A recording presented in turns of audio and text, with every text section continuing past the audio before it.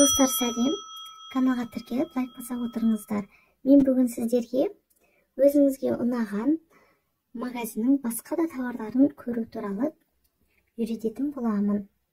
Мысал ретінде бір товарды алайық. Мына мектеп сумкасын қарайық. Басты бет, ең астыңғы жағында белгілері бар. Бірінші тұрған белгі ол магазинді көру, яғни басқа да товарларды қарауды білдіреді. Осы белгіні басу арқылы біз магазиннің ішіне кірдік. Басқа да товарларын бізге көрсетіп тұр. Сумканың түрлері. Мына жерде сол жақ шетінде плюс белгісі бар. Соны басатын болсақ, біз осы магазинге подписка жасаймыз.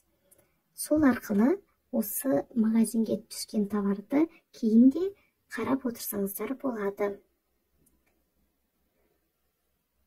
Енді артқа шығамын. Жанындағы жүрекше белгісі алдыңғы сабақтарда атап өткендей, товарға лайк басу, яғни избранныйға салу. Оның жанындағы SMS белгісі ол продавецпен сөйлесуді білдіреді. Осы товардың суреті шығып тұр. Товарға байланысты кез келген сұрақтарыңызды қойсаңыздар болады.